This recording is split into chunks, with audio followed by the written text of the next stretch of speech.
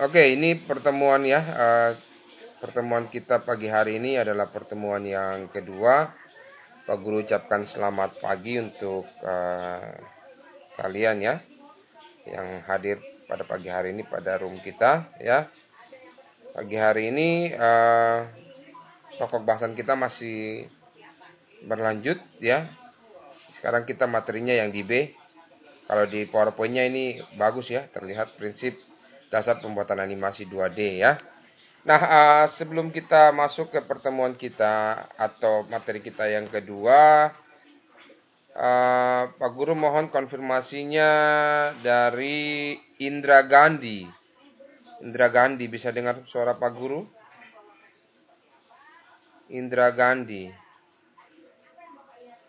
Cek. Indra Gandhi? Indra Gandhi lagi makan mungkin ya. Oke ya. Oh, Indra Gandhi ada ya, lagi nyimak ya. Indra Gandhi, buka dulu apa mic-nya kah? Nah,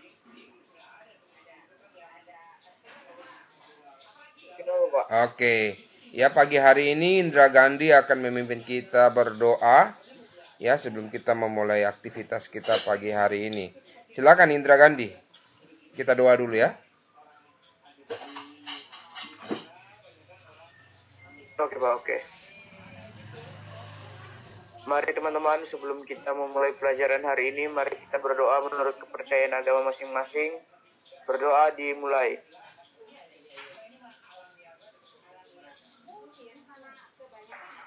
Berdoa selesai. Oke, terima kasih ya Indra Gandhi ya. Ya, pagi hari ini ya. Pak Guru akan menyapa ya supaya Pak Guru tahu juga apa kalian ada di stay atau tetap berada di rumah kalian ya sebelum kita masuk dalam prinsip dasar pembuatan animasi di 2 dimensi ya. Nanti tolong mic-nya dibuka ya kalau Pak Guru sebut ya. Mulai dari Sahran, apa stay kah Sahran? Sahran, Aditya Arya Putra. Hadir Pak. Oke. Alia Aziz. Hadir Pak. Andi Kurniawan. Hadir Pak. Sudah Andi Kurniawan. Oke. Muhammad Jibril. Hadir Pak. Ardi Kuse.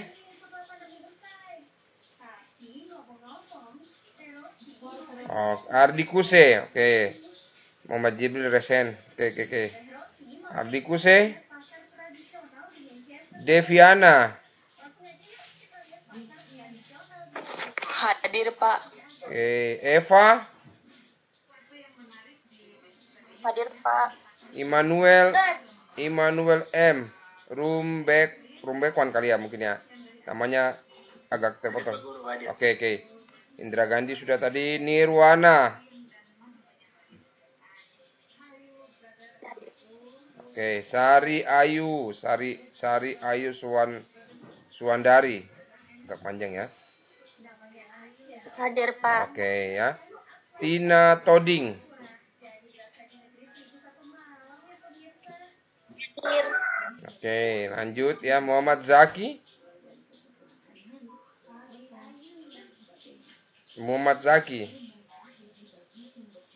Not stay ya, tidak di tempat ya. Oke. Nahwa. Oke. Nahwa benar ya Pak Guru ucapnya ya. Tidak salah ya panggilnya ya. Nahwa ya. Oke, kita lanjut ya. Jadi kita masuk dalam prinsip dasar pembuatan animasi 2 dimensi ya. Nanti di sini kita akan lihat bagaimana kita akan membuat animasi 2 dimensi dengan mengenal prinsip 12 prinsip animasi ya. Nah, yang perlu kita perhatikan bahwa yang pertama adalah kita perlu mengerti tentang prinsip-prinsip dasar animasi ya. Nah, yang perlu kalian ketahui bahwa animasi ini mampu menyampaikan suatu konsep yang kompleks ya, menjadi menarik sehingga visual ya, secara visual ya, dan juga dinamik sehingga animasi itu terus berkembang. Artinya apa? Artinya kita menyampaikan sesuatu yang kompleks, sesuatu yang mungkin tidak bisa dilakukan oleh kita sebagai manusia, ya. Kalau yang kompleks, contoh misalkan, pernahkah kalian nonton animasi yang basisnya ketika dipukul minggu ini giginya rontok 10, tiba-tiba minggu depan filmnya giginya ada, ya, giginya ada kembali lagi. Itu adalah sesuatu yang kompleks, ya. Atau misalkan dalam film animasi atau video animasi itu dia lompat dari ketinggian yang menurut kita, menurut manusia, ya, bisa lompat, tapi yang terjadi adalah kecelakaan pada diri kita, misalkan tulang patah, atau mungkin yang lebih fatal lagi adalah ketika terjadi kematian, ya. Nah, di animasi ini, ya, bisa dibuat hal tersebut dengan meminimalisir kalau orang bilang kecelakaan, ya, jadi resiko, ya. Jadi ketika dia lompat dari tempat ketinggian yang tinggi, paling jatuh, habis itu bisa berdiri lagi dan jalan-jalan, ya. Nah, itu seperti begitu. Jadi di animasi ini kita bisa menyampaikan sesuatu yang kompleks, yang mungkin sangat susah, ya. Lalu dalam pembuatan animasi ini kita perlu mengetahui bahwa prinsip-prinsip animasi yang digunakan oleh para animator, ya, animator yang ada di seluruh dunia nih, ya. Ini mempunyai pakem atau pedoman, ya. Jadi ada aturan yang sudah dibuat, ya, sehingga gambar itu bisa menjadi bergerak atau bisa menjadi hidup, ya. Jadi terlihat ada gerakan di dalamnya, ya. Jadi dia bukan gambar yang mati, bukan gambar yang stay, bukan gambar yang diam, ya. Nah,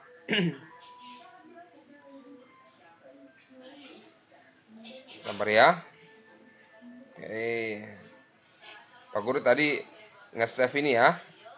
Nge-save absen untuk yang pertama. Jadi kalau yang tidak, ya berarti nanti di sesi kedua, ya. Tadi Pak Guru baru save, ya. Lalu kita perhatikan juga secara sederhana, ya, prinsip kerja animasi ini menumbuhkan beberapa gambar, ya. Jadi secara bergantian atau berurutan. Jadi seperti yang sudah Pak Guru sampaikan 2 minggu lalu, gambar itu kalau kalian nonton video minggu lalu tentang animasi stop motion, itu adalah gambar yang difoto-foto-foto. Jadi dia menumpuk. Ketika digerakkan dia akan berjalan, ya. Atau kalian pernah nonton nggak animasi flipbook, ya? Sudah pernah nonton? Ada yang pernah nonton animasi flipbook? Mohon responnya. Pernah, ya, seperti gitu. Jadi dia menumpuk, ya, sehingga kita bisa lihat secara bergantian dia akan bergerak, ya. Nah, secara umum ini, ya, prinsip dasar animasi adalah prinsip dasar yang digunakan seorang animasi untuk mengetahui dan memahami bagaimana sebuah animasi dibuat, ya, sedemikian rupa sehingga didapatkan hasil animasi yang menarik, ya, menarik, lalu dinamis dan tidak membosankan. Saya yakin, ya, Pak Guru yakin ketika kalian nonton sebuah film animasi, animasi film tersebut pasti tidak membosankan, ya, pasti menarik, dinamis. Kecuali ini ada kecualinya, kalian tidak menyukai animasi itu sesuai genre kalian. Paham, ya, genre atau jenis daripada animasi itu. Contoh kayak Pak Guru, ya, tidak suka animasi yang basisnya kekerasan, dalam artian yang suka kayak Tokyo Ghoul itu, ya, suka bunuh-bunuh gitu, nggak suka saya, ya. Sudah Pak Guru sampaikan 2 minggu lalu, ya, tidak suka, ya. Mungkin ada dari kalian yang suka juga, ya, dan kalian merasa bahwa itu menarik, ya, dan tidak membosankan. Nah, itu sesuai dengan genre, tapi yang pastinya bahwa animasi yang dibuat memang punya prinsip yang seperti tadi Pak Guru sampaikan, ya, punya hasil yang menarik, dinamis dan tidak membosankan, ya. Oke, kita lanjut, ya. Nah, yang B adalah pentingnya prinsip dasar animasi, ya. Nah, awal mula perkembangan animasi ini dipengaruhi oleh keberadaan komik-komik yang dibuat, ya. Zaman dulu orang suka menggambar komik, ya, dasarnya basicnya itu buat komik. Saya kurang tahu kalau sekarang apa kalian masih suka membeli komik atau tidak, ya, karena untuk komik sekarang Pak Guru jarang sih lihat orang beli komik, ya, kecuali kalau memang dia senang membaca, ya, dan senang mengoleksi, ya, dia pasti membeli. Tapi kalau kayak Pak Guru kan jarang sekali, bukan jarang tapi memang tidak koleksi yang namanya komik, ya. Dulu senang. tapi karena merasa bahwa fasilitas yang ditawarkan oleh internet ini sangat mudah. Kenapa mudah? Karena kita bisa membaca komik juga via online ya. Jadi Pak Guru biasa baca komik di Komiku kah kalau nggak salah ya, sering dulu. Udah lupa beberapa situs yang Pak Guru sering baca ya. Nah, perkembangan komik ini ya begitu pesat atau cepat sekali ya. Kenapa? Karena ketika zaman dulu orang menggambar, lalu ada cerita, gambar cerita, jadi visual mereka, lalu daya hayal mereka itu berkembang. Jadi sehingga membuat orang menarik ya membaca komik ini ya. Dan komik ini sangat pesat sekali di Eropa ya. Kalau kita lihat tokoh-tokoh kartun yang membuat komik ya di Eropa ini yang terkenal diantaranya adalah Doc Martin ya. Lalu komik Tintin, Asterix ya, Obelix ya, Johan dan Pierre Lloyd ya, dan lain-lain. Kalau di Indonesia biasanya dulu Pak Guru bacanya ini Gundala, terus apa lagi ya komik ya? Mungkin Bobo kali ya, Bobo termasuk komik ya. Saya kurang tahu, kalian apa pernah membaca Bobo? Adakah yang pernah baca Bobo? Majalah Bobo, di dalamnya ada komik Bobo. Nggak ada ya? Wah, semuanya pada ini ya, lahir di zaman era teknologi canggih ya. Lalu karakter komik tersebut ya akan menjadi menarik. Jadi ketika kita buat komik harus mempunyai karakter yang menarik ya. Jadi bagaimana menarik orang supaya bisa membaca komik ya? Pastinya dengan memberikan atau menyuguhkan ya karakter-karakter yang mempunyai kemampuan-kemampuan lebih ya. Tidak mungkin kita buat komik itu tidak mempunyai karakter atau kemampuan lebih. Misalkan komik One Piece punya kelebihannya adalah dia punya pukulan yang ini ya, Gundala dia lari cepat. Lalu mungkin Marvel dengan tokoh-tokoh hero-nya yang begitu banyak ya. Pak Guru berpikir bahwa memang setiap orang membuat suatu penokohan dalam pembuatan komik harus punya kelebihan. Kalau nggak bisa ya, ceritanya nggak bisa berkembang ya.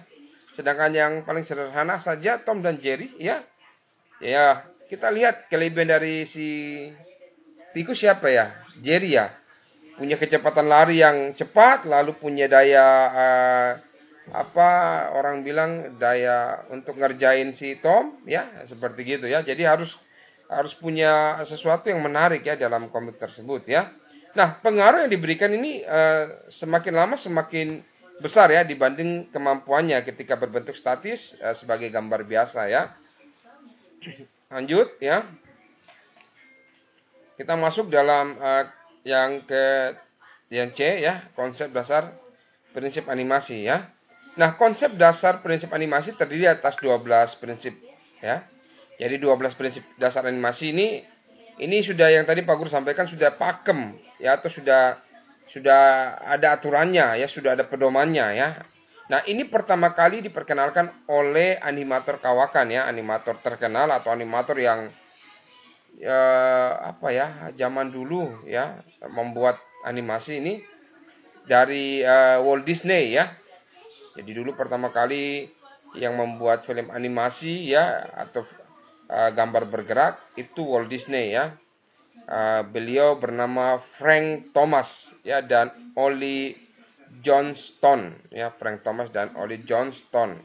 Nah, ini pada tahun 1930 ya, kita belum lahir ya, Pak Guru belum lahir, kalian belum lahir ya. Dan 12 prinsip animasi ini ditulis dalam buku yang berjudul The Illusion of Life ya. Jadi Pak Guru punya materinya itu panjang sekali, aduh capek ya, sekitar ada 500 kakak. 500 lembar kah atau 600 ya. Gitu ya, capek bacanya.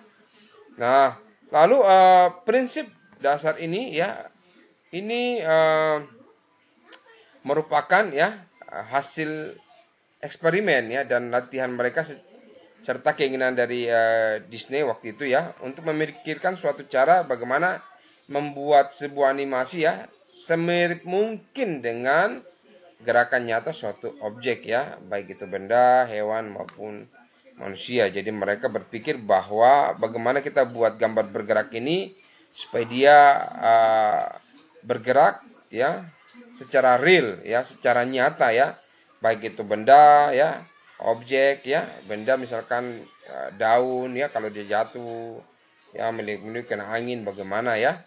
Kalau objek mungkin bisa jadi seperti bola ya, jadi gitu ya. Jadi sesuai dengan gerakannya ya. Dan ini yang perlu diperhatikan ya.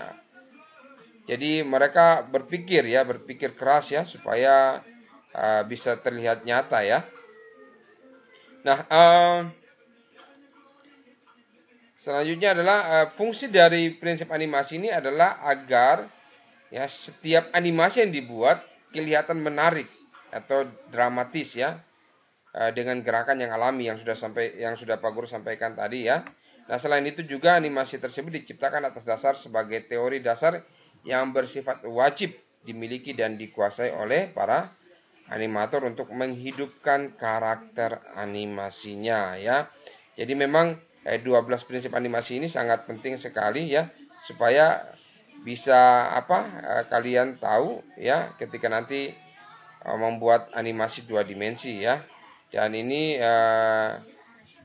perlu kalian pahami bahwa memang dalam pembuatan animasi 2 dimensi prinsip dasarnya harus 12 prinsip animasi ya. Jadi tidak bisa tidak ya. Kalau berbeda ini agak susah. Kenapa? Karena nanti hasilnya tidak sesuai dengan pakem atau pedoman ya. Oke, selanjutnya kita akan lihat ya 12 prinsip animasi ini seperti bagaimana. Kita akan lihat yang pertama adalah prinsip animasi yang bernama squeeze and strike. Squeeze and strike ya. Kalau Pak Guru salah ucap dalam berbahasa Inggris maklum ya, orang Indonesia ya. Squeeze and strike ini berguna untuk menunjukkan volume, berat objek, terus ada efek gravitasi, serta gerakan pada sebuah objek ya.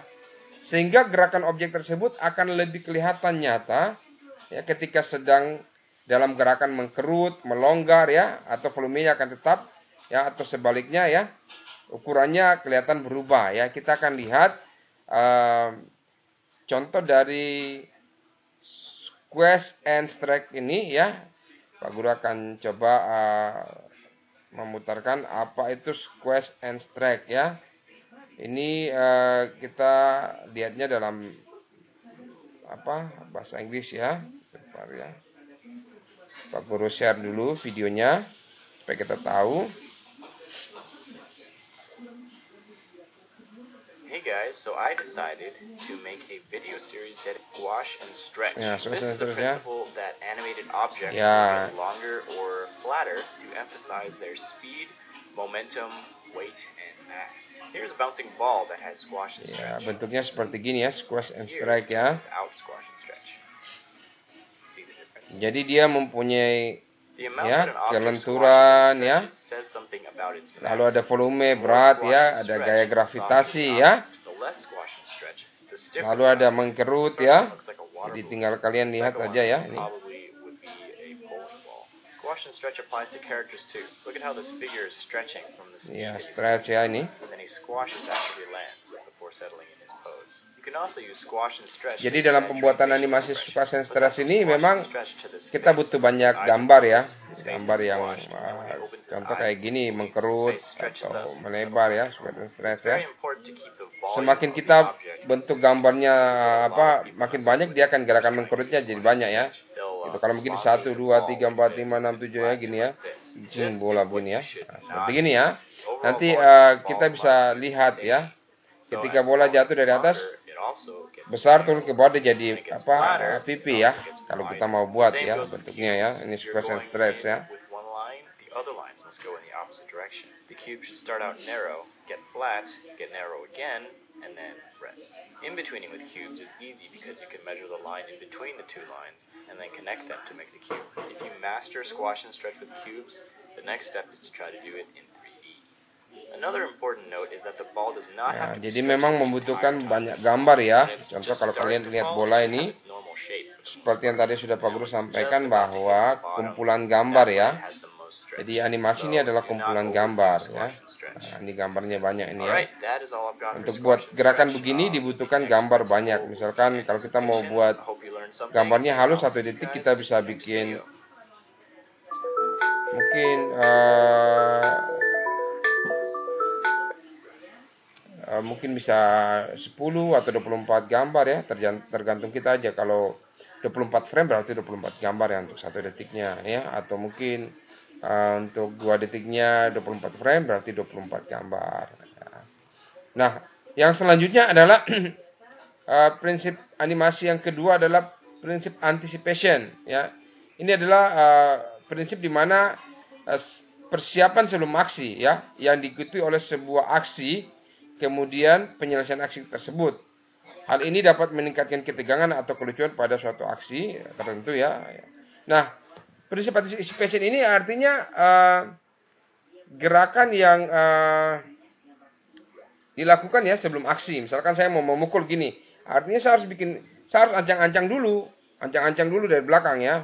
Jadi bukan begini kan jelek sekali ya, begini jelek sekali. Jadi harus kelihatannya supaya nyata ya. Kita akan lihat lagi tentang anticipation ini seperti bagaimana ya, supaya kita tahu bahwa prinsip anticipation ini ketika kalian buat animasi dan Pak Guru mungkin mengarahkan kalian ke sana, kalian udah tahu ya prinsipnya kayak gimana ya. Ya, kita lihat prinsip anticipation. This video is based on the next action to give the patient. Nah, ini anticipation. Contoh, Contoh, dia mau memukul palu ya, gayanya seperti gitu ya. Anticipation atau gerakan sebelumnya persiapan. Dia mukulnya ke belakang dulu ya. Mukulnya ke belakang dulu. Contoh kalau gini mau lompat berarti harus ancang-ancang ke bawah dulu ya. Ancang-ancang dulu baru melompat ya. Tidak bisa lompat ke atas langsung, jelek sekali ya. Karena ini film animasi supaya membuat orang menarik ya. Nah, memukul, ada gerakan ya, begitu. He reaches his arm back and then punches. By contrast, having no anticipation results in a very weak punch. You'll see this in a lot of cartoons. Before running, a character will wind up before taking off. In the previous video about squash and stretch, this face actually uses anticipation as well. Instead of immediately stretching up, the face squashes first to anticipate the stretch and give it more power. Anticipation helps communicate actions to the audience by preparing them for the next action. This can happen in many ways. If a character is about to take something out of their pocket, they make their hand very visible and up in the air before going into the pocket. Otherwise, the audience might miss it and wonder how they got that object in the first place. The most important... Ya, kalian lihat itu ya tadi tanpa antisipasi dia langsung ngambil ya. Jadi dia tidak gerakan ke belakang dulu ya tangan. Langsung ambil kan kurang menarik ya kalau kita lihat ya. Nah, itu gunanya anticipation ya. Kita lihat ya. Let's say that something's about to happen on the right. A character may prepare for that action by pointing their eyes and head to look in that direction, leading the viewers to also look there. It's important to make it as easy as possible for the audience to understand what's going on without having to watch it twice. But this can also be used to trick the audience too. If you lead their eyes in one direction and then surprise them by having something happen on the other side of the screen. Taking anticipation a step further, you can actually have multiple levels of anticipation. Let's go back to our punch animation, where the character winds up before punching. This animation has one level of anticipation. Now look at this one. The character is actually winding up for his wind-up by going forward, then winding up, and then before punching, he throws his other arm back to further anticipate the punch. This punch is... Ya, jadi itu gerakannya ya. Jadi ada gerakan ancang-ancang ya. Gerakan ancang-ancang ya yang bisa dilakukan ya untuk melakukan prinsip dasar anticipation ya. Dan kalau kalian lihat biasa contoh kalau di Tom dan Jerry itu kalau Tom ya, Jerry kah Tom kalau mau lari kan ada sedikit gerakan yang kalau kita lihat agak sedikit lucu ya. Gerakannya seperti gitu ya. Nah, kita lanjut lagi ya untuk yang ketiga ya. Prinsip yang ketiga adalah prinsip staging ya. Staging ini ya, ini dalam animasi ini meliputi bagaimana suasana lingkungan ya, atau area setempat ya yang lagi dalam frame tersebut ya, dalam lokasi tersebut ya, dibuat untuk mendukung suasana atau mood ya, atau keinginan atau mungkin rasa apa ya yang ingin dicapai dalam sebagian atau keseluruhan scene tadi ya, scene video ya. Biasanya berkaitan dengan posisi kamera ya, atas bawah ya, pengambilan gambar ya. Lalu ini juga bisa juga ya, kita bisa juga yang tadi Pak Guru sampaikan, kamera atas bawah, zoom out, zoom in ya, dari samping, dari kanan, dari kiri ya, tergantung dari penempatan kamera ya. Lalu staging ini juga bisa kita lihat ya, kemewahan dari suatu area ya, dari area tempat tersebut ya, kemewahan atau mungkin gambar atau mungkin tempatnya kurang bagus juga bisa kita lihat ya. Jadi supaya kita bisa lihat kesan apa yang ada pada lingkungan itu, misalkan videonya atau animasinya pada posisi di tempat yang mewah, misalkan rumah yang bagus ya, kita bisa lihat, atau mungkin di tempat yang basisnya seperti alam, kita bisa lihat ya. Kita akan lihat lagi prinsip yang ketiga ini seperti apa ya untuk stagingnya. Kita nonton lagi ya untuk staging, kita akan lihat stagingnya ya.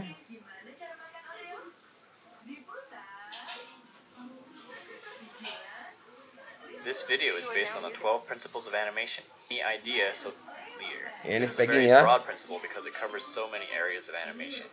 It can apply to acting, timing, camera angle and position, and setting. So when you're animating, you want to be in full control of where the audience is looking.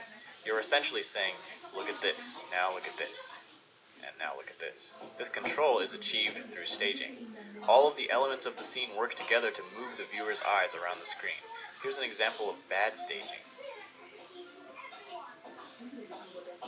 The characters are competing for stage presence, so the viewer doesn't know which one to look at. The camera has a lot to do with this. It's important to know when to be close up and when to be far away. Far away is good for big actions, while close up is good for expressions. Don't have the main action be off to the side. It should be either in the center of the screen or in one of the thirds of the screen. If they're facing to the side, there should be more empty space in the direction that they're facing, unless someone's sneaking up behind them, in which case they would no longer be the main character of the shot. The main action of the scene should be very clear and simple. It can't be upstaged by other things that are going on. This takes attention away from the main point. It should also have proper timing. Let one action finish before the other person starts their action, instead of overlapping them. Sometimes you need to insert pauses if there's something on the screen that needs to be processed by the viewer before moving on. Sometimes if there's any text on the screen, you should keep it on screen for as long as it takes to read it out loud 3 times. But it's not just about controlling the viewer's eyes, it's also about conveying ideas. If a character is sad, for example, you want to make sure that the viewer knows that and feels that. If someone's house is supposed to be very poor and decrepit, go over the top to make sure that they get it, and don't have any objects that detract from that purpose. Let's take this scene and give it the staging treatment. This fat guy is eating pizza. The idea that we want to convey is that he is a severe overeater. So let's set the stage more. Let's give him more pizza and put piles of pizza boxes behind him and stains on his shirt. Let's move the camera down below him to make him look bigger. And let's change his acting so that his weight actually gets in the way of his eating, so he can't even reach for the soda without falling over. Now let's make sure to time it right so he notices the soda and then reaches for it. Now the idea is very clear.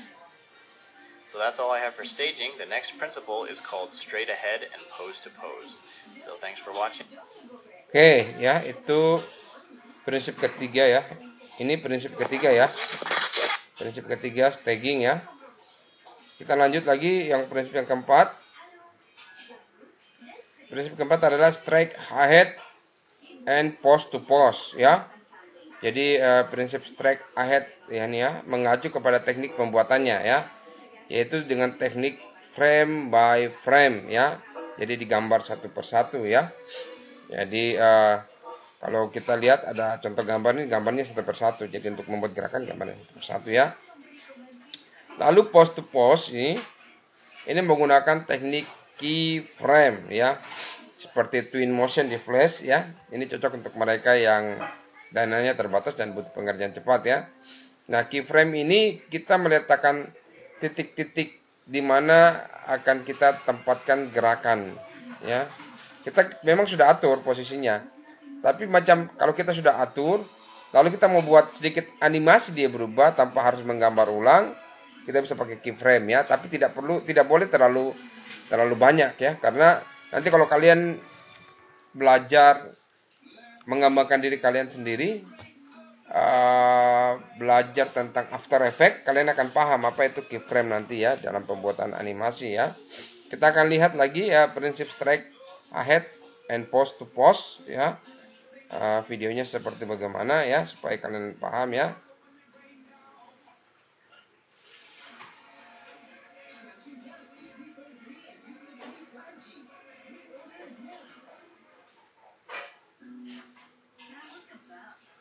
This video is based on the 12 principles of animate drawings. This term describes two methods used to animate drawings. Nah, ini digambar satu-satu ya. Nih.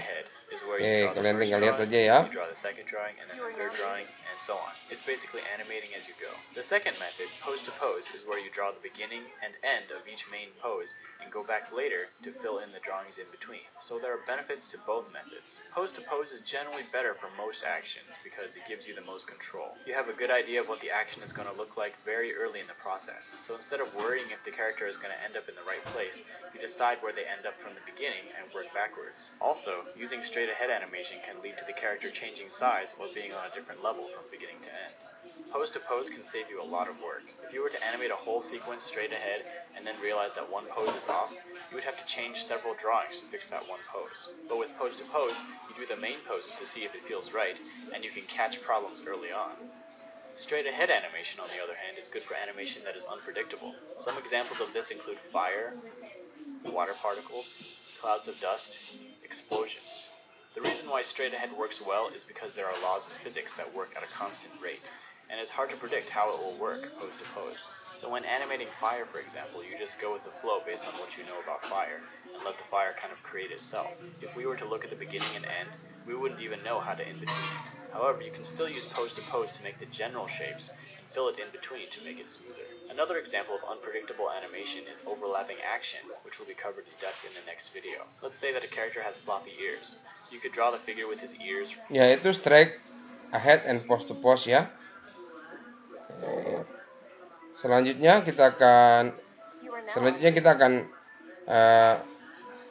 lanjut dengan prinsip yang kelima ya. Prinsip kelima adalah follow through and overlapping action ya. Jadi prinsip ini tentang bagaimana tubuh tertentu ya tetap bergerak meskipun seseorang telah berhenti bergerak ya. Misalnya rambut yang tetap bergerak sesaat setelah melompat ya. Lalu overlapping action ini secara mudah bisa dianggap sebagai gerakan silang ya, saling silang ya. Maksudnya adalah serangkaian gerakan yang saling mendahului ya. Kita akan lihat prinsip yang kelima ini follow through and overlapping action ya, seperti bagaimana.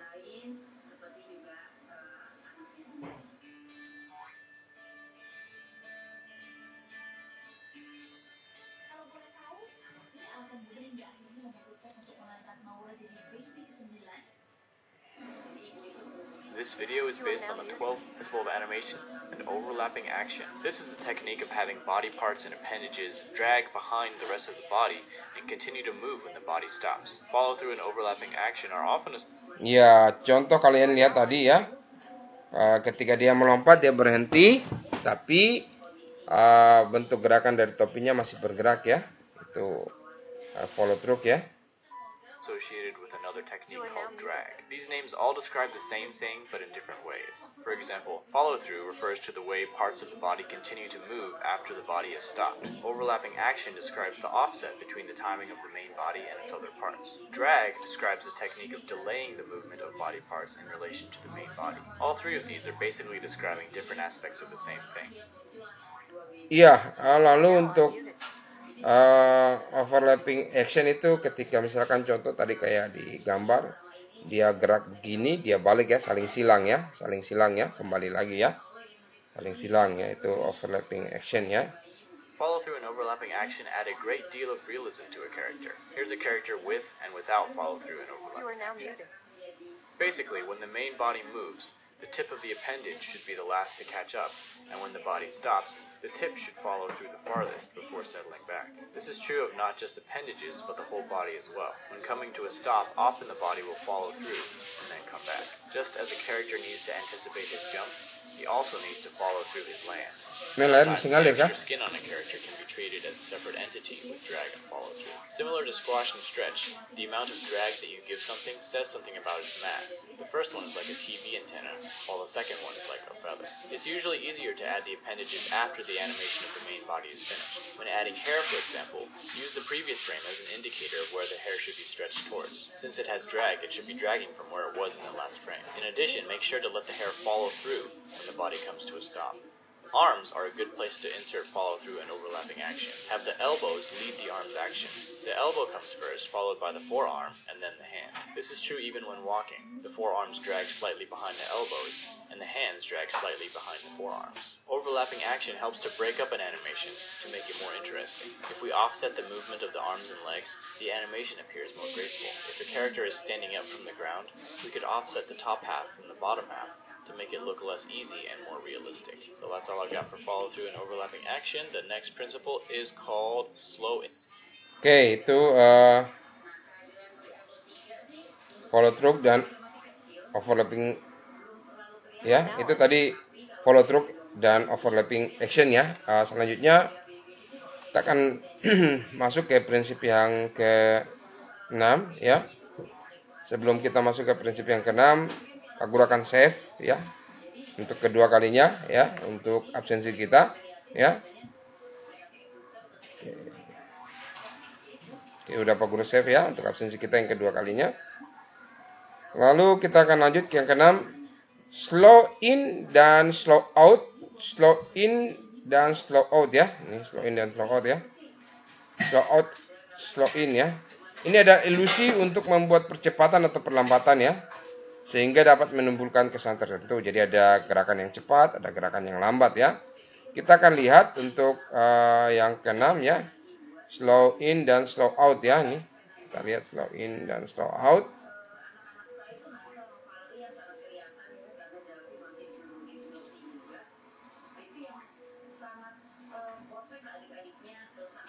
This video is Alright, so the next principle is called slow in and slow out. Yeah. This principle refers to the way pretty much all movement starts slowly, builds speed, and finishes slowly. This is one of the most important principles to achieving lifelike motion. Without slow in and slow out, things feel mechanical. That's because robots are one of the only things that actually move their parts at a constant speed. To use this principle in 2D animation, you take your extreme poses, draw a single in-between, and then draw in between those, then only in between the drawings closest to the extremes, until you're satisfied with the amount of slow in and slow out. With 3D animation and motion graphics, adding slow in and slow out is a matter of changing the motion curves from linear to spline by adjusting the Bezier handles. As time progresses, the object starts slow, gets fast, and ends slowly. Use it wisely. For example, you wouldn't add a slow out to a bouncing ball as it's colliding with the ground, but you would add it as it's bouncing back up. You wouldn't add it to a bullet coming out of a gun, but you would add it as the gun comes up due to whiplash. Using this principle can allow you to only have to draw one in-between if the motion is quick enough. Draw one in-between and then add another frame on either end with the drawing slightly skewed in the correct direction, and then it's done. Sometimes you don't even have to add the one in-between. This kind of motion can be achieved in 3D with very extreme curves. Many people starting out with animation get impatient and draw the next frame very far away from the beginning. It's very unrealistic for a character to go from completely still to super fast, so adding a few drawings to ease into it will fix the problem. A good way to fix a choppy animation is to analyze the space between the drawings. They should be evenly spaced, with drawings closer together at the beginning of the action and at the end of the action, and drawings farther apart in the middle. So that's it for slow in and slow out. The next principle is called... Oke ya, itu slow in ya, itulah slow in dan slow out ya. Kita akan lanjut yang ke-7 ya. Yang ke-7 adalah prinsip art ya. Ini lengkung ya, jadi seperti bentuk segitiga atau lengkung ya. Jadi semua lintasan gerakan dalam animasi selalu berupa garis lengkung ya, kecuali gerakan mekanik atau suatu peralatan ya. Di dalam alam ini ya, garis lengkung merupakan rute yang paling mudah dilakukan oleh benda yang berpindah tempat ya. Misalnya ayunan ya, lalu ada gerakan tangan, gerakan bola mata ya. Jadi ini ada gerakan lengkung ya. Nah, banyak hal juga ya yang tidak bergerak secara garis lurus ya. Misalkan bola saja kalau dilempar tidak akan pernah lurus ya. Kalau kalian lempar bola tidak selalu lurus ya. Pasti ada sedikit pergeseran ya. Jadi usahakan gerakan objek kita ya ini tidak sempurna ya, agar tidak dirusak sehingga bisa terlihat lebih alami lagi ya. Kita akan lihat yang prinsip dasar yang ketujuh tentang art ini ya. Seperti gimana sih tentang art?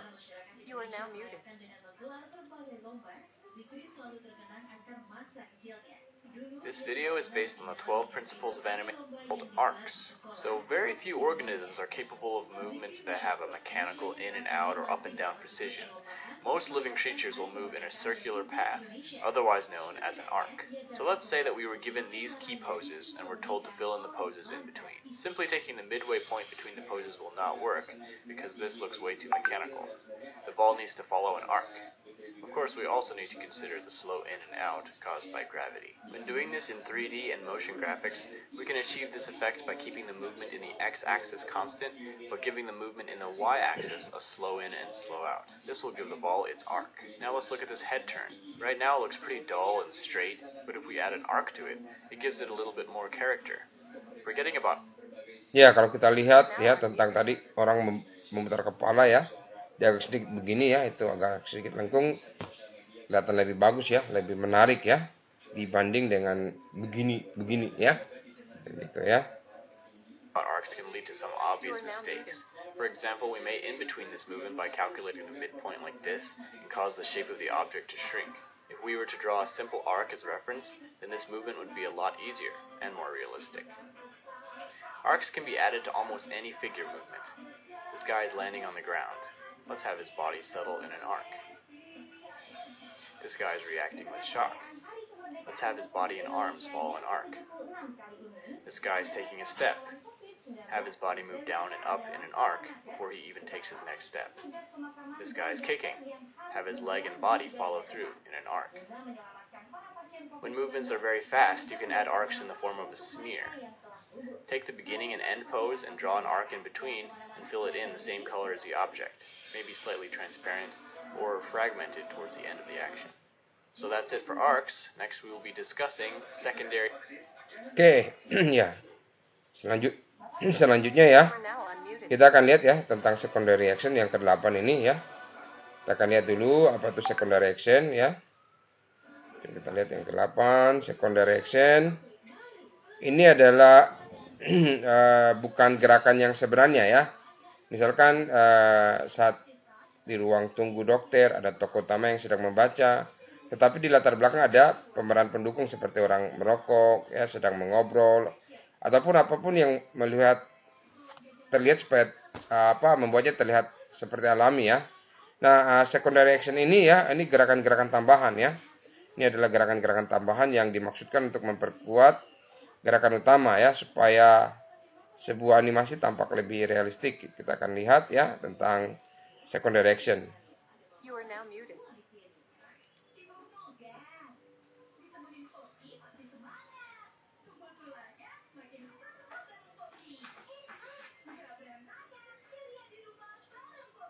This video is based on the 12 principles.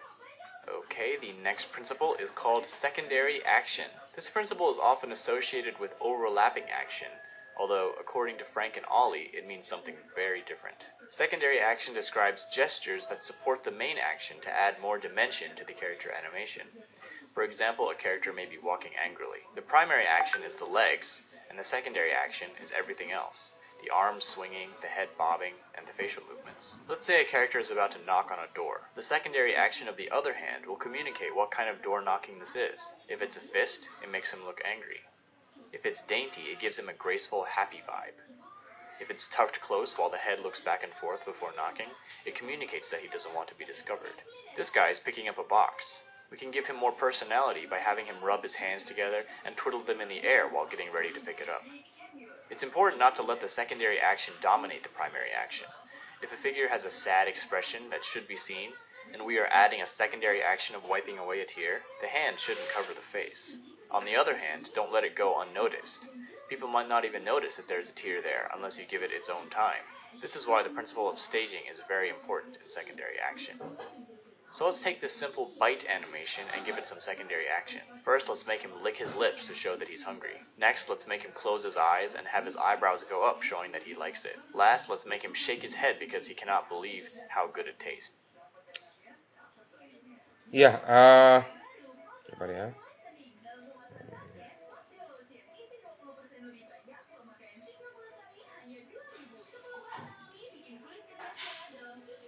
Ya, kalau kita lihat ya tentang secondary action ini ya, ini adalah gerakan tambahan ya. Jadi gerakan tambahan yang dimaksudkan ya untuk mempergerakan utama ya. Jadi contoh seperti kayak tadi ini gambar terakhir ini makan ya. Jadi ada gerakan tambahan yang dibuat ya. Baik itu mimik muka ya, mungkin terlihat perasaannya makannya enak ya. Ini secondary action ya. Oke, kita lanjut lagi ya. Untuk yang selanjutnya adalah prinsip yang ke-9 adalah timing atau waktu ya. Ini menentukan apakah gerakan tersebut alami atau tidak ya. Misalkan gerakan orang berjalan terlalu lambat, sedangkan latar belakang terlalu cepat ya.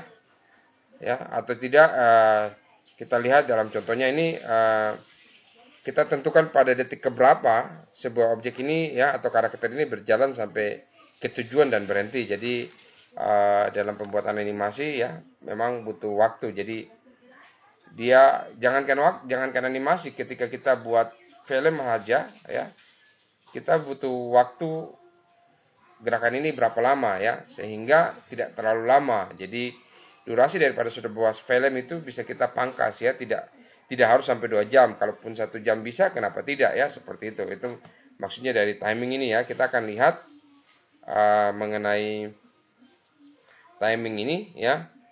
Gerakannya seperti bagaimana ya. Kita coba perhatikan ya.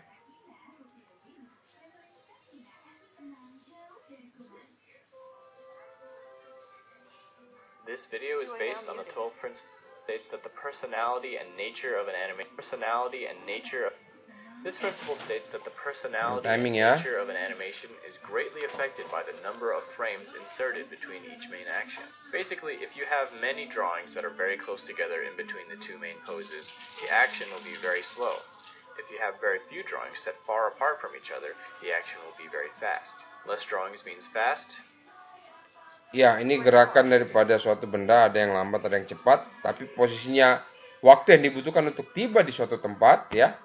Itu kita bisa tentukan. Contoh misalkan yang di atas ini mungkin balon udara ya, atau mungkin pesawat ya, pesawat yang basisnya mungkin gelembung dengan pesawat tempur ya. Jadi waktu untuk tiba di suatu tempat ya, atau lokasi atau tujuan itu kita bisa tentukan lambat atau cepat ya. Ini prinsip dasar dari timing. More drawings means slow. One simple action can have 10 different meanings depending on how many frames you give it. This man is leaning from one shoulder to the other. With no in-betweens, it looks like his head is being hit by a tremendous force, nearly snapping off his neck. Ya, contoh juga seperti gambar ini, ya. Ketika kepala harus miring ke kiri, miring ke kanan, ada waktunya. Jadi, misalkan kita mau 1 kali begini, ya langsung cepat ya. Kalau mau ada gerakan tambahan lagi, ya. Gerakan tambahan dilempar, ya berarti ada sedikit gerakan tambahan ya, kena lagi ya. Jadi berarti ada tambahan waktu yang perlu ditambah untuk ketika benda itu mengena kepala ya, tidak langsung ke tujuan ya. In between, his head has been hit by a rolling pin or some other object. With 2 in-betweens, he has a muscle twitch. With 3 in-betweens, he's dodging the rolling pin or the other object. With 4, he's saying, "Move it, get out of here." With 5, he's more friendly, saying, "Over here, come on, hurry." With 6, he sees a good-looking girl or the sports car he always wanted. With 7, he's trying to get a better look at something. With 8, he's searching for the peanut butter on the kitchen shelf. With 9, he is appraising something very thoughtfully. And with 10 in-betweens, he is stretching a sore muscle. The standard frame rate for movies is 24 frames per second. If one drawing is made for each frame, 24 drawings per second, that is called drawing on ones. If one drawing is made for every 2 frames, that's called drawing on twos, and every 3 drawings is threes, and so on. It's actually very common to draw on twos rather than ones for a few reasons. First, it cuts the amount of work in half. Second, it actually makes slow actions look smoother than if you were to draw every frame, because the precision needed to draw and very close drawings can lead to the animation looking jittery. Some would also say that drawing on twos is better for fast actions as well, because it gives a sparkle and spirit to the animation that would otherwise be too evenly timed and less lively if it were drawn on ones. But drawing on ones is necessary when there's a very fast action that needs to be read, often a scramble or a flurry of activity. And it's also everyone's choice how many drawings to put in between poses. Some people draw more or less frames depending on how much movement there is. And this can give a very dynamic effect. Oke, ini prinsip yang ke-9, waktu. Ya, kita akan masuk ke prinsip yang ke-10 ya. Jadi ada 12 prinsip animasi. Kita masih punya 3 lagi ya. Oke, yang 10 adalah exaggeration ya. Ini animasi yang bisa dilebih-lebihkan ya dengan musik, latar belakang atau gambar ya. Jadi contoh orang digambarkan dengan mata besar yang menunjukkan keterkejutan ya. Jadi exaggeration ini merupakan upaya mendramatisir animasi dalam bentuk ya seperti ya nanti kalau kalian lihat atau kalian contoh pelajaran bahasa Indonesia ya ada namanya hiperbola ya. Kalau ini dia basisnya seperti nanti ke dalam bentuk rekayasa yang bersifat hiperbolis ya. Kalau bahasa Indonesia ada hiperbola ya yang melebih-lebihkan ya. Kita akan lihat mengenai exaggeration ini ya. Pak Guru paling senang sekali kalau orang buat animasi dalam bentuk exaggeration ya.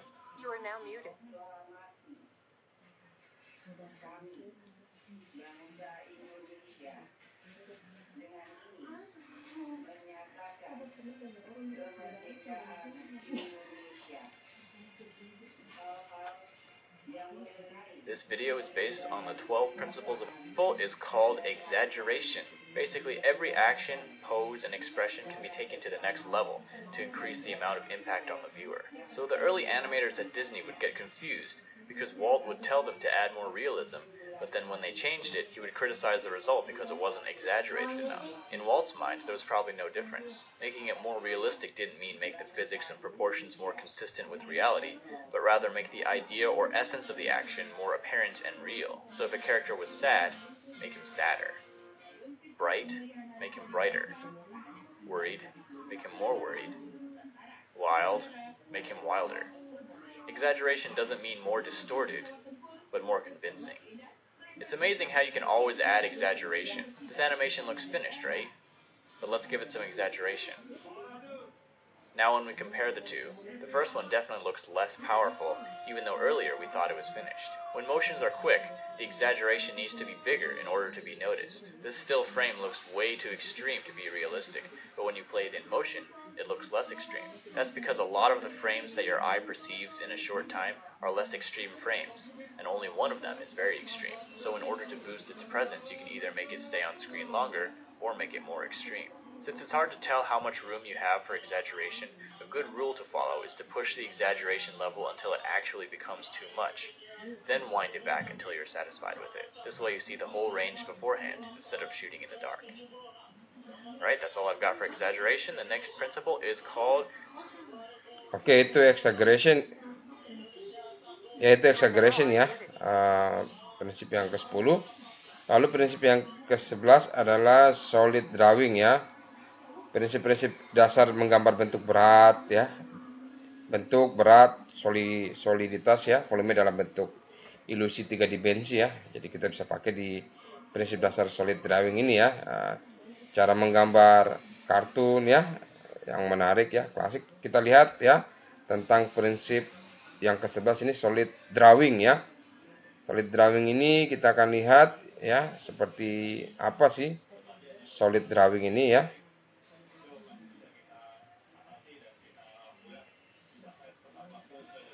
Ya sambil kita menunggu untuk Pak Guru coba sampaikan solid drawing ya. Sabar ya. Oke, nanti Pak Guru akan absen lagi ya untuk yang ketiga kali ya. Kita akan absen yang ketiga kali ya. Kita akan lihat ya mencocokkan siapa saja yang dari awal sampai akhir ya. Yang mengikuti mata pelajaran Pak Guru ya. pertama, kedua, ketiga ya. Jadi Pak Guru mungkin berbeda dengan guru lain ya, sekali absen saja, enggak, Pak Guru 3 kali absen ya dalam satu sesi pembelajaran ya, karena kan hanya terkadang ada siswa yang hanya masuk ya, nongol ya, lalu keluar ya, itu dikiranya Pak Guru save, enggak, ada waktu-waktu tertentu ya. Oke, kita lanjut ya untuk yang ke-11, tinggal satu lagi ya, untuk prinsip dasar 12 prinsip dasar animasi ya. Kita lihat dulu solid drawing This ini. video is based on the 12 principles of animation, like they are in three-dimensional, sure that forms feel like both Jadi solid prinsip drawing. dasar solid This drawing principle ini is about making sure that forms feel like membuat they are in gambar three-dimensional seperti ini ya, space. hampir 3 dimensi ini ya, solid drawing ini ya, kalau kalian perhatikan baik-baik ya. Jadi solid drawing ini ya sangat berguna sekali ketika kalian menggambarkan suatu bentuk dalam ilusi 3 dimensi ya. Kita bisa pertama buat dalam bentuk sketsa dulu ya, seperti begitu. With volume, weight, and balance. One thing that makes animating a lot easier is being able to draw a figure from all angles. This requires knowledge of three-dimensional drawing. For example, when drawing a line on a sphere, it must follow the contour of the sphere's surface. A straight line instantly makes the circle look flat. When drawing cubes, avoid making parallel lines. Lines should be bent towards the vanishing point, otherwise it will look like a flat symbol or a logo.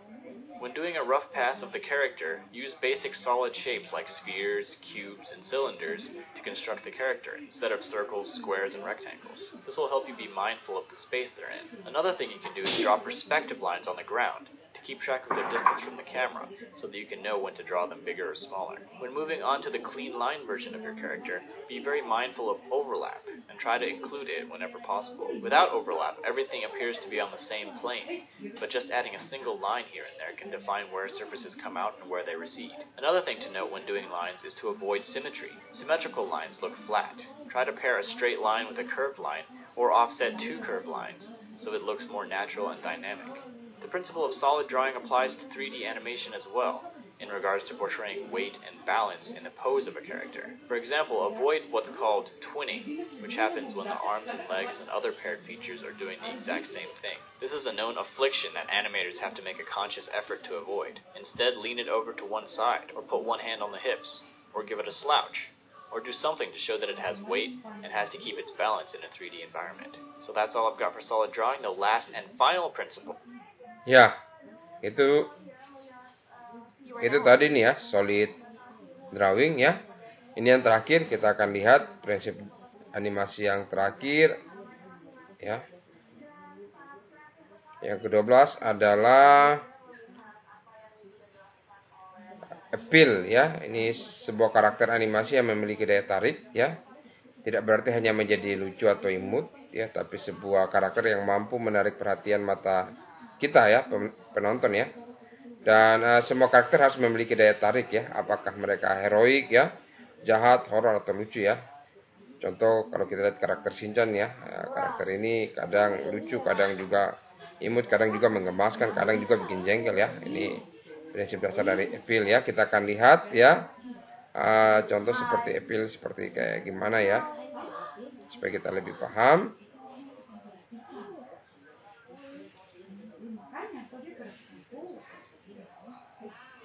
This video is based on the 12 principles of animation as described by Frank Thomas and Ollie Johnston. Alright, the last principle of animation is called appeal. Basically, characters that you animate should be somewhat pleasing to look at. They should have some kind of charismatic aspect to like about them. This doesn't only apply to the hero of the story, but also the villain and every other character. Appeal doesn't always mean good looking, it can also mean interesting. So the villain should be likable in the sense that they are interesting to look at. The tricky thing about this is that everyone has a different standard for what is appealing. However, just giving your character a dynamic design can greatly boost its appeal. Here are 3 steps to doing that. First, use a variety of shapes. Instead of using the same shape for every character, try out different shapes, because there's no limit to the spectrum of crazy configurations that characters can have. Every good character design starts with a clear shape. Second, play with proportions. Cartoonists often magnify the things we find interesting, and shrink the things we might find ugly or boring. For example, they might enlarge the head and eyes, shrink the body, and make the hands larger. Finding the aspect of a character that defines his or her personality, and and blowing it up can often create a more appealing design. Third, keep it simple. Too much information can overcomplicate the character and also make it harder and more restraining to animate. This is the difference between drawing for illustration and drawing for animation. With animated characters, you have to pick and choose what details to keep because you're going to be drawing those details hundreds of times. So let's give some characters an appeal makeover. This king has a generic shape and not much personality. Let's make him more like an egg. Now his appeal comes from looking proud, powerful, and petite. This robot mercenary has too many details to see any personality. Let's pick a few details and emphasize them, remove the rest, and change his shape. Now he has a mysterious appeal to him. This fisherman looks pretty average. Let's adjust his proportions to emphasize his lankiness and make that his point of appeal. So that's all I've got for appeal, and that brings us to the end of our 12-part series. So I thank you. Ya, itu tadi ya 12 prinsip animasi ya untuk pertemuan kita hari ini. Ada pertanyaan untuk pertemuan kita hari ini?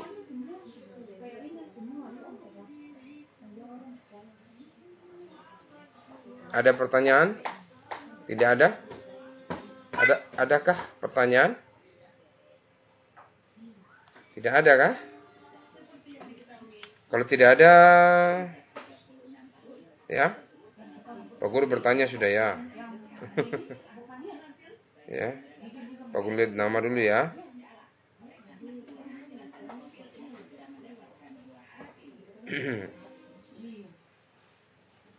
Abdul Rumonin, Abdul Rumonin.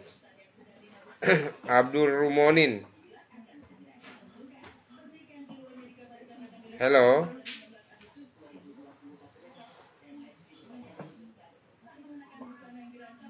Abdul Rumonin tidak di tempat ya. Oke, Pak Guru lanjut ya. Muhammad Jibril. Oke, Muhammad Jibril ya. Muhammad Jibril, dari video tadi prinsip animasi yang ke-7 adalah art ya. Dari yang Jibril nonton, kira-kira menurut Jibril pengertian tentang art itu apa? Pengertian art, Pak. Ya, yang ke-7 ARCHS ya. Yang ke-7.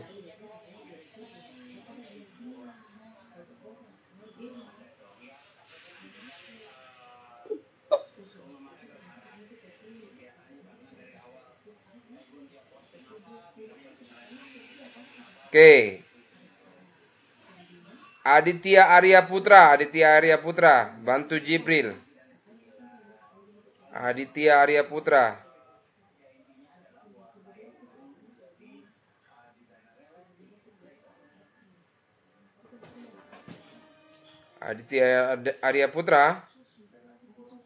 Oke, tidak stay ya di tempat ya. Jadi cuma taruh HP langsung jalan ya. Oke, Pak Guru bisa tahu ya. Artinya tidak nyimak ya. Oke, lanjut. Andi Kurniawan ya. Andi Kurniawan. Silakan dibantu untuk Jibril ya. Andi Kurniawan.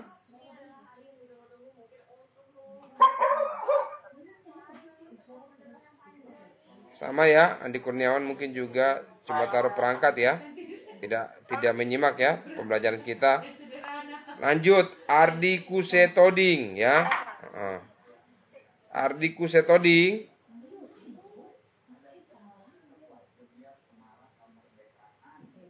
Ardi Kusetoding juga tidak nyimak ya. Oke, kita lanjut dengan pertanyaan selanjutnya ya, kepada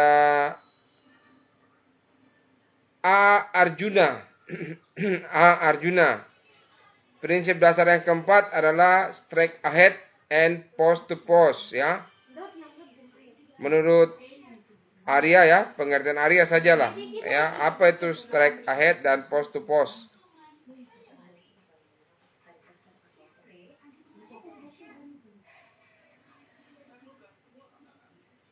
Cek, Arya. Oke, Arya juga sama ya. Kayaknya tidak stay di tempat ya. Perangkatnya nyala ya, tapi nggak stay ya. Kita lanjut dengan Deviana. Deviana Magdalena. Halo Pak. Oke, mantap Deviana. Ayo yang keempat. Pertanyaan tadi apa ya Pak? Prinsip dasar keempat. Strike ahead dan post to post. Kalau tidak salah itu apa yang strike apa? Ahead dan post to post.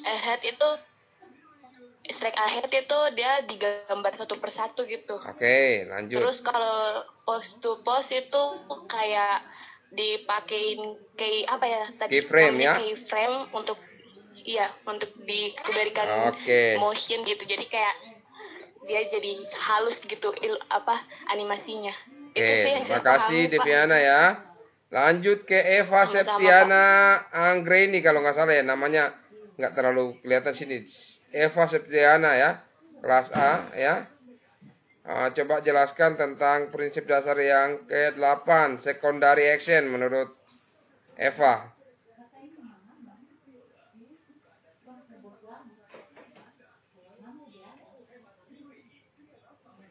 Halo Eva. Eva juga tidak nyimak ya, kayaknya perangkatnya ditinggalkan saja. Ya, tinggalkan Pak Guru ngoceh sendiri. Oke, Gloria, silakan bantu Eva untuk prinsip yang ke-8, secondary action. Ya. Yang mana Pak? Secondary action menurut Gloria seperti gimana tuh? Prinsip animasi yang ke-8, secondary action. Sesuai dengan pengertian Gloria saja, ya.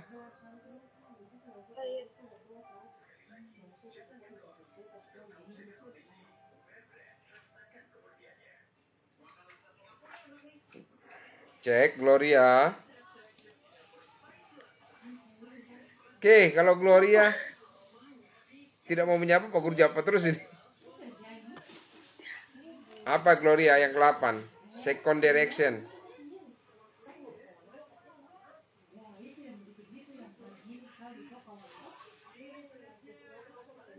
Ada yang bisa bantu Gloria? Ya, boleh pengertian Gloria lah. Setelah menonton, setelah apa yang Pak Guru sampaikan, bicara, pokoknya kata-kata Gloria lah. Silakan, ada yang mau bantu Gloria? Oke, Naswa.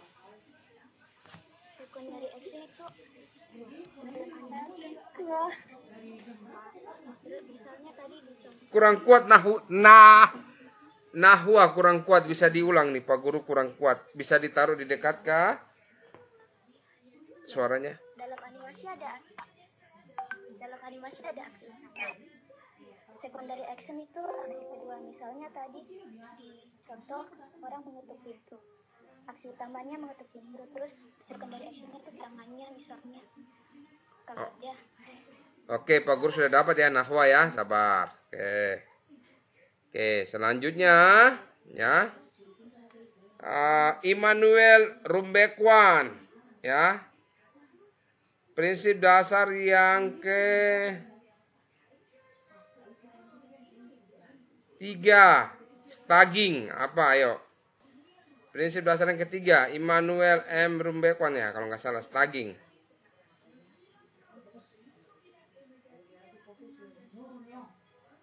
Oh sama ya, Immanuel juga kayaknya tinggalkan perangkatnya, nggak tahu di mana ya, Pak Guru ngoceh sendiri. Oke, nggak apa-apa.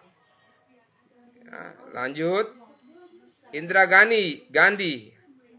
Ayo dibantu, siapa tahu bisa bantu. Atau ada yang mau bantu? Immanuel? Staging. Kenapa? Staging.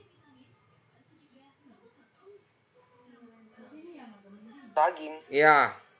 Oh. Staging itu suatu tahap memperbaiki suatu adegan gitu, Pak.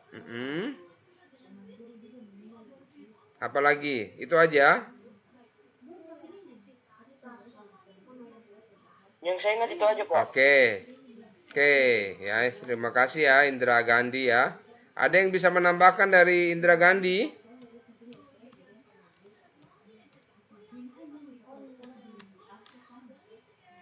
Menata latar, Pak. Ya, Menata latar. menata latar, tepat sekali ya untuk Najwa ya. Nahwa, sorry maaf, salah ya. Oke, Pak Guru. Oke, selanjutnya ya, Maria Istanti. Maria Istanti ya. Prinsip dasar yang kedua, anticipation. Maria Istanti. Oh, kayaknya sama juga ya. Maria taruh HP-nya di kamar, dia nonton di depan di ruang tamu sepertinya ya. Sepertinya ya. Maria Istanti ya. Apa masih bisa dengar kan Maria Istanti? Coba direspon. Oke, Maria Istanti kayaknya kayak gitu ya. Oke, lanjut. Muhammad Fauzan. Muhammad Fauzan. Ya, Muhammad Fauzan hadir. Ayo, yang ketiga, yang kedua. Prinsip anticipation. Oh, mic-mu error. Oke, ketiklah di sini. Ketiklah di chat, apalah. Anticipation, ketiklah sesuai dengan keinginan. Pak Guru nunggu. Pak Guru sambil baca nanti. Kita nunggu.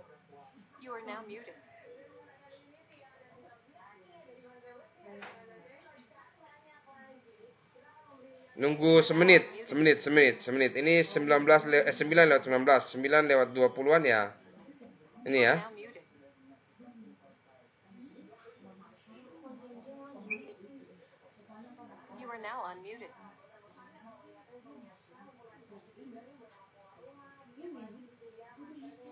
Ayo, Fauzan. Muhammad Fauzan.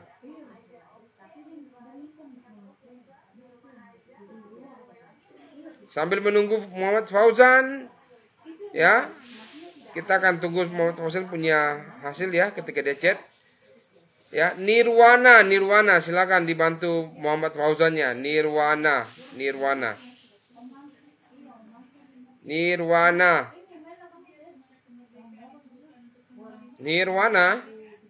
Cek direspon. Oh, sama. Nirwana juga ternyata gitu ya. Mungkin HP-nya dia taruh di kamarnya ya. Dia makan di depan ya. Ninggalin Pak Guru sendiri ya di room ya.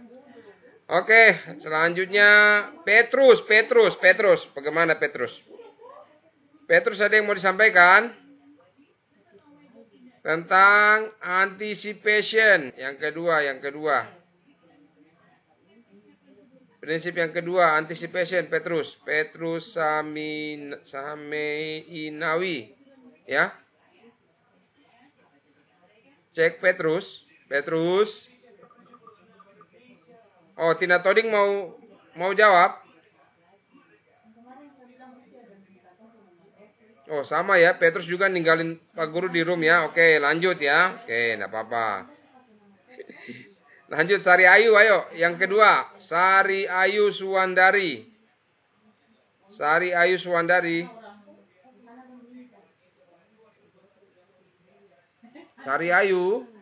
nyimak nggak nih? Sari Ayu.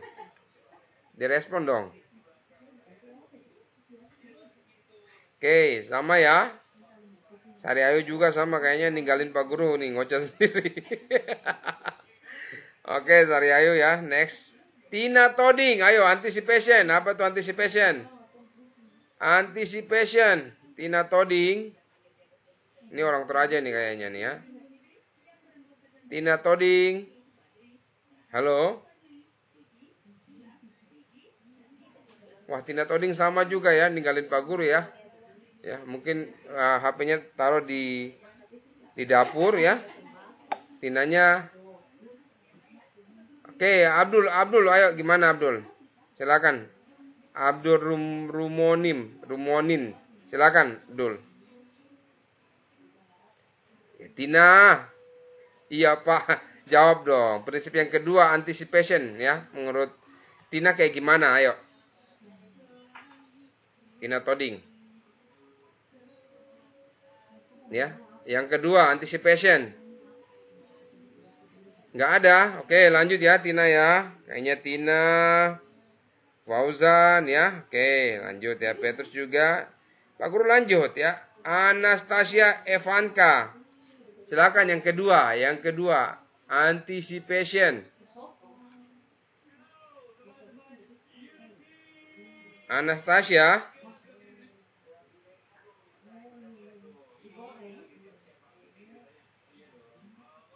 Oke, Anastasia kayaknya sama mungkin ya. Taruh HP-nya mungkin di dapur, Anastasia kamar mandi mungkin ya. Kayaknya nggak ada respon sih. Ya, Pak Guru ngoceh juga sendiri ya.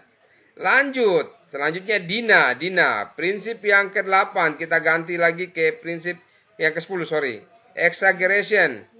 Ya. Dina N.A. Rahamyamtel. Silakan Dina. Prinsip yang ke-10, exaggeration. Silakan disampaikan pendapatnya. Apa itu prinsip exaggeration yang ke-10? Cek Dina. Oh, Dina sama juga mungkin ya. Ninggalin Pak Guru ya. Oke. Lanjut ya. Muhammad Zaki Ubaidillah. Yang exaggeration.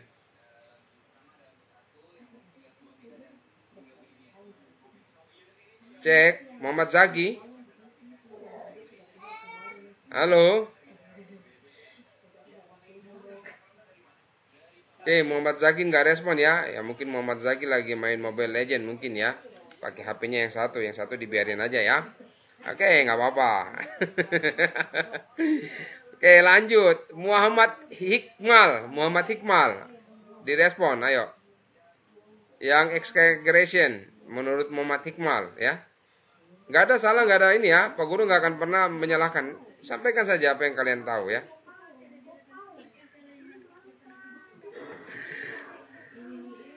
Oke, lanjut Muhammad Iqmal.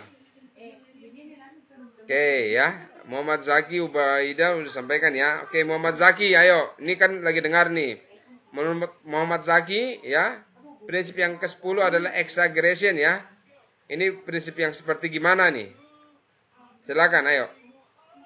Muhammad Zaki, silakan direspon ya.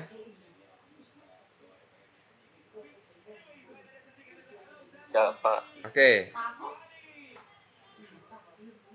Silakan Zaki. Prinsip yang mana, Pak? Yang ke-10 exaggeration.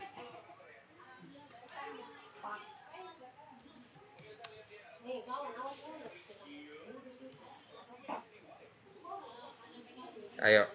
Nggak tahu, Pak Guru. Kenapa? Nggak tahu. Iya, tadi habis dari kamar mandi.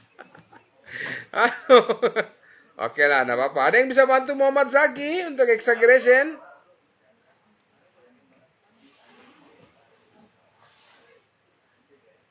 Nggak ada? Melebihkan, Pak. Ya? Melebih-lebihkan. Oke, Nahwa. Melebih-lebihkan. Oke ya. Oke, makasih Nahwa ya. Selanjutnya ya. Tiara Claudia Bonai. Tiara Claudia Bonai ya. Coba untuk prinsip yang ke-12, prinsip appeal. Silakan Tiara.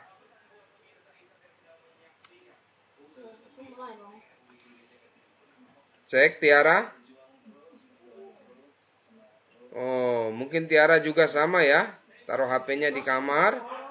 Tiaranya di ruang tamu ya. Oke. Oke, lanjut ke Muhammad Fahril. Ayo. Prinsip yang ke-10. Appeal. Prinsip yang ke-10 appeal. Muhammad Fahril.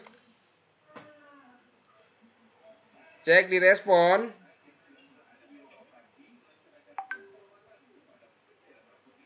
Halo.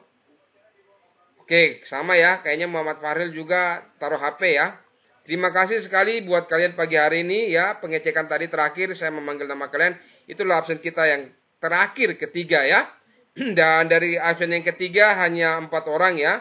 Yang respon saya artinya dalam room ini hanya 4 orang saja ya. Deviana, Nahwa, Indra Gandhi, dan Muhammad Saki. Terima kasih untuk pagi hari ini. Pertemuan kita akan kita ketemu lagi 2 minggu ke depan. Pastikan kalian menyimak dengan baik ya pelajaran Pak Guru. Jangan lupa direspon, itu merupakan penilaian buat Pak Guru dan absensi buat Pak Guru. Dan Pak Guru minta maaf sekali lagi untuk kalian yang ada di dalam room ini, yang ada beberapa banyak ini. Artinya ketika Pak Guru minta respon, tidak direspon, berarti kalian hanya menempatkan posisi perangkat kalian saja tanpa mendengarkan apa yang Pak Guru sampaikan. Jadi pertemuan kita hari ini hanya 4 orang saja ya. Deviana, Nahwa, Indra, dan Muhammad Saki. Ini absensi Pak Guru yang terakhir. Selamat pagi untuk kalian semua. Sampai jumpa 2 minggu ke depan lagi ya. Kita akan ketemu lagi. Selamat pagi.